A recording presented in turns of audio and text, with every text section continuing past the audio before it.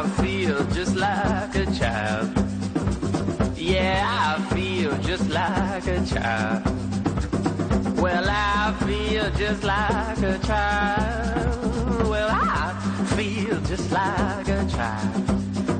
From my womb to my tomb, I guess I'll always be a child.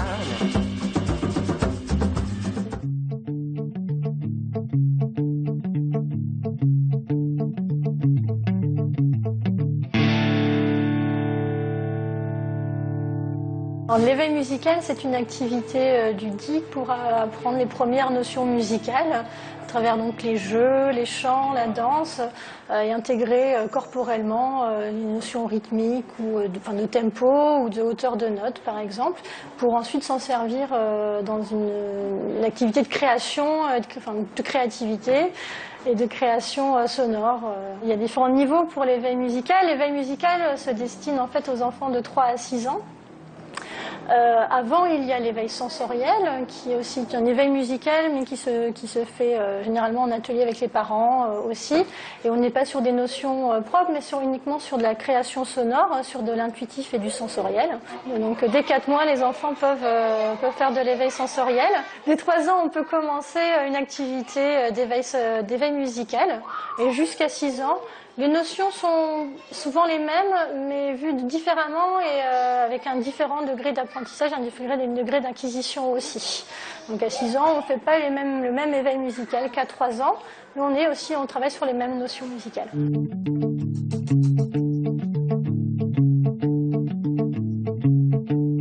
Plastic keeps her beauty, but it's just once in a while. My dead along the belly, crack around in a way I should never get to worry about. Chaque séance d'éveil musical s'articule sous forme de 4 étapes, avec un rituel d'accueil qui souvent se fait par un chant, qui est souvent le même, pour se dire bonjour, pour s'accueillir, un temps de chanson, un temps de rythme, un temps de mouvement et un temps sur le corps, de relaxation ou d'éveil corporel.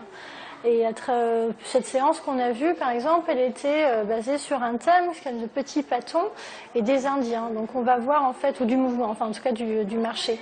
Là on a étudié par exemple la marche, on a vu des instruments qu'utilisaient les Indiens d'Amérique. On voit voir petits pâtons qui se promènent dans la forêt, on travaille sur le rythme. Et le chant avec la chanson de la maman de Petit Pâton.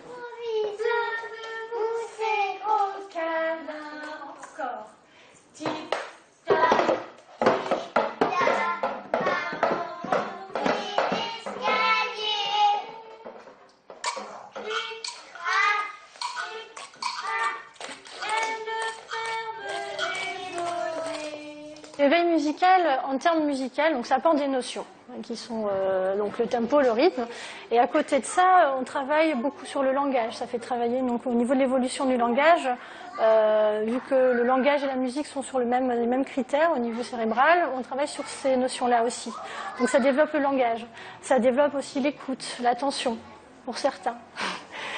Ça développe la concentration et puis surtout en fait un sens créatif. De pouvoir aussi entamer ensuite un cursus musical sans avoir l'appréhension de l'instrument, de pouvoir être libre de ses gestes et d'avoir un geste musical donc plus sûr et aussi plus créatif, donc d'improvisation, de création aussi. What inside can rise?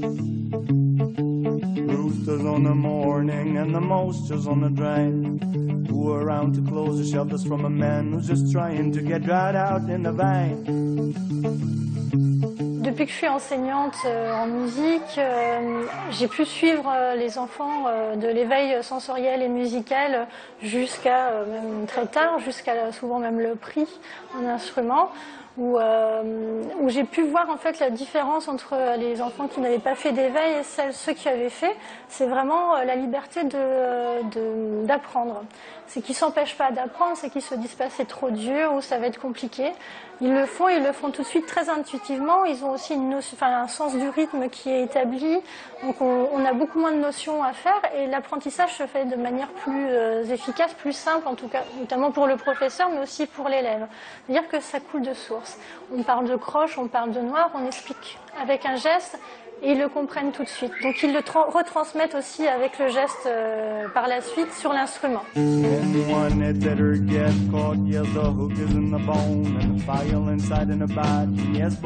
Si des parents sont réfractaires à cette activité, il n'y a pas de bonne ou de mauvaise activité pour l'enfant, elles sont toutes bonnes en soi et souvent complémentaires. On peut faire du sport et à côté de la musique. On peut faire de la danse et à côté du sport. On peut faire de la danse, du sport et de la musique.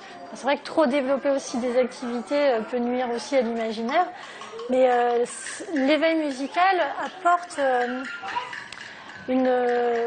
un plus, je pense, par rapport à ces autres activités. C'est celle du lâcher-prise et du faire. Donc de lâcher prise, de se laisser aller dans la création sonore. On ne cherche pas à faire d'eux des Mozart, on cherche à faire d'eux des êtres qui se sentent bien dans le son, qui n'aient pas peur de faire un son, qui n'aient pas peur de chanter, qui n'aient pas peur qui n'aient pas peur mais qui soient aussi joyeux de le faire et contents de chanter, de prendre du plaisir à faire de la musique, à jouer d'un instrument. Et il y a des plaisirs qui sont apportés par le sport, la danse aussi, et ils sont tout aussi valables. Un enfant va être naturellement propice à la création devant l'instrument qu'il aura, même un violon, puisqu'en éveil musical, on peut apporter un violon, et l'enfant va l'utiliser comme matériau sonore, pas comme un instrument pour devenir virtuose.